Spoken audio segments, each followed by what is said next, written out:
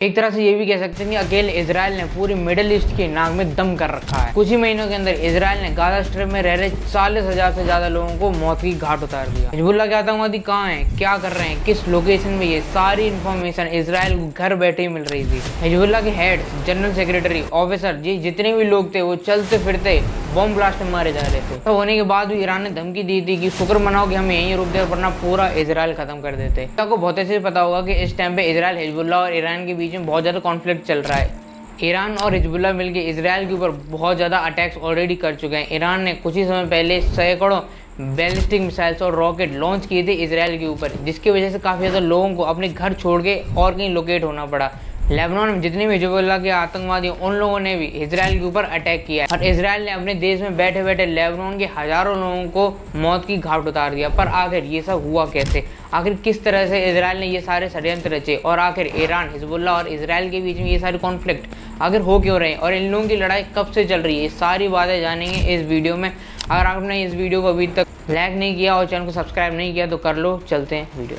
देखिए, इजराइल और ईरान के बीच में जो लड़ाई है वो आज की नहीं है, बहुत पुरानी। ये लड़ाई करीब करीब 80 के दशक से चल रही है, जब इस्लामिक स्टेट बन के ईरान सबके सामने आया था। उस टाइम पे ये सिया सपोर्टेड लेबनीज़ के जो मिलिटेंट थे और हमास के जो और पैलेस्टीन के जो मिलिटेंट थे उनको बहुत ज़्यादा सपोर्ट करती थी। और लेबनीज़ और पैलेस्टीन के बीच में क्या वर्षी आपको बहुत अच्छे से मालूम होगा, खास करके पैलेस्टीन के बारे में तो मालूम ही होगा। असल में लेबनीज़ में क्या हुआ था कि इजराइल के जितने भी कमांडर और जितनी भी आर्मी थे वो लेबनान में घुस गए थे और उसी की वजह से हिजबुल्लाह ने उन लोगों को बाहर निकाला था। इसी की वजह से आज तक लेबनान और इजराइल एक दूसरे को एक दुश्मन की तरह देखते हैं और पैलेस्टीन को तो आपको पता ही होगा कि आखिर एक दूसरे के दुश्मन ये क्यों है। इसी की वजह से ईरान पैलेस्टीन को भी बहुत ज़्यादा सपोर्ट करता है और हिजबुल्लाह और लेबनान को भी बहुत ज़्यादा सपोर्ट करता है। इतना नहीं, पिछले साल 7 अक्टूबर 2023 के टाइम पे ईरान ने हमास को फंड किया था, जिसकी वजह से इजराइल के अंदर 1500 से ज़्यादा लोग मारे गए थे। हमास के आतंकवादी बुलडोजर से बॉर्डर को तोड़ के मोटरसाइकिल से अंदर घुस के पैराग्लाइडिंग करके अंदर घुस के और वहाँ के लोकल सिटीजन्स को मारने लगे थे।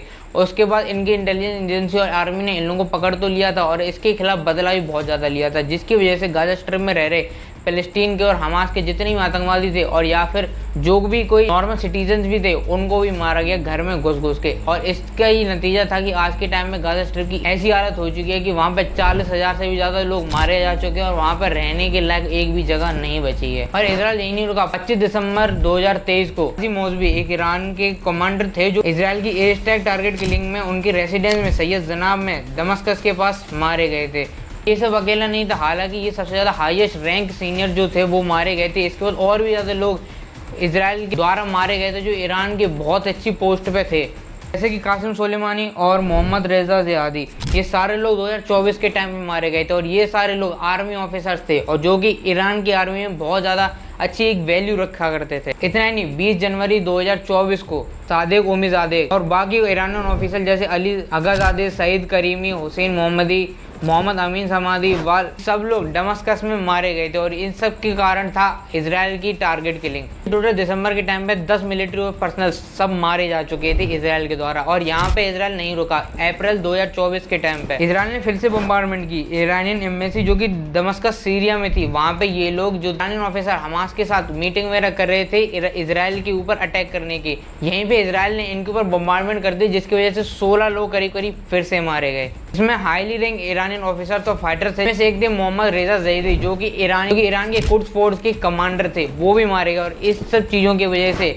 ईरान बहुत ज़्यादा आक्रोश और गुस्से में आ चुका था। ईरान इसका जवाब देने की तैयारी करता है, जिसके बाद 13 अप्रैल 2024 को ईरान इजराइल के MSC शिप को सीज कर देता है और 13 अप्रैल 2024 को हिजबुल्लाह नॉर्दर्न इजराइल में अटैक करना शुरू कर देता है, जिसमें 40 से भी ज़्यादा रॉकेट नॉर्दर्न इजराइल में दागे जाते हैं। और ईरान यहीं पे नहीं रुकता। ईरान और इसके जितने भी प्रॉक्सी थे और जितने भी इसके साथी थे जैसे कि लेबनान, हिजबुल्लाह, हूतीज, हमास, ये सारे मिलकर इजराइल के ऊपर 300 से भी ज़्यादा ड्रोन के साथ अटैक करना शुरू कर देते हैं। वो तो खैर था कि इजराइल के पास अच्छा डिफेंस सिस्टम था और इतना ही नहीं, यूनाइटेड किंगडम और फाइटर जेट्स ने उन रॉकेट्स को और उन ड्रोन्स को इंटरसेप्ट करने में बहुत ज़्यादा हेल्प की थी। ये ड्रोन वेस्ट बैंक में और बाकी जितने भी लोकल एरियाज में थे फिर भी हिट कर गए थे, जिसमें कई सारे लोगों को इंजरीज भी हुई थी। इसके बाद इजराइल इसका रिस्पॉन्स देने के लिए तैयार हो जाता है। 19 अप्रैल को जहाँ पे ईरान में इस्फहान इंटरनेशनल एयरपोर्ट पे और एक मिलिट्री बेस और एक न्यूक्लियर साइट के आसपास एक अटैक और बम्बार्डमेंट होना शुरू होती है। ईरान ये कहता है इस सारी चीज़ों की जिम्मेदारी इसराइल की है, क्योंकि इसराइल ने ये सारी चीज़ें कराई हैं। पर जब ये सारी बातें इसराइल की गवर्नमेंट से पूछी जाती हैं तो इसराइल की गवर्नमेंट मना कर देती है कि हमने तो ऐसा कभी कुछ किया ही नहीं। अब देखिए इतना सब हो तो रहा था, पर लोग नॉर्थ इसराइल को छोड़ के साउथ में आ गए थे और पैलेस्टीन के आसपास आके रहने लगे, तो उनको काफ़ी ज़्यादा दिक्कत हो रही थी। और इस टाइम पे पूरे इसराइल में बहुत ज़्यादा प्रॉब्लम थी। अकेले नॉर्थ इसराइल में नहीं, ईरान अलग अलग जगह से भी उनके ऊपर अटैक कर रहा था। इसी की वजह से जो नेतन्याहू है, उनकी जो गवर्नमेंट है, उनके जो अपोजिशन है, अपोजिशन वाले इनकी गवर्नमेंट को बहुत ज़्यादा भला बुरा कहने लगे। ये कहने लगे कि आपकी गवर्नमेंट बहुत ज़्यादा हल्की है और इसकी वजह से हमारे देशवासी बहुत ज़्यादा परेशान हो रहे हैं। इसी को जवाब में लेते हुए वो ये कहते हैं कि हमें नॉर्थ इसराइल में जो वहाँ पे जो लोग रह रहे थे उनको वापस वहाँ पे भेजने का टाइम आ गया है। I have a message for the tyrants of Tehran. If you strike us, we will strike you. There is no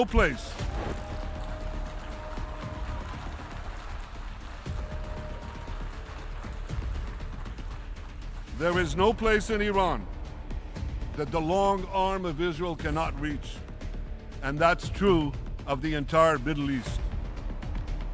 देखिए इसकी तैयारी काफ़ी टाइम से चल रही थी और इसकी तैयारी फिलहाल शुरू हो चुकी थी। देखिए बात क्या है कि इसराइल की जितनी भी इंटेलिजेंस एजेंसी हैं और जितने भी जासूस वगैरह हैं, इन्हीं की वजह से इसराइल आज तक इतना ज़्यादा सेफ है। इन्हीं की वजह से मिडिल ईस्ट में अकेला एक यहूदी देश होने के बाद भी और इतने ज़्यादा दुश्मनों से घिरे होने के बाद भी आज तक ये कभी भी डिफीट नहीं हुआ और आज तक कभी भी हारा नहीं।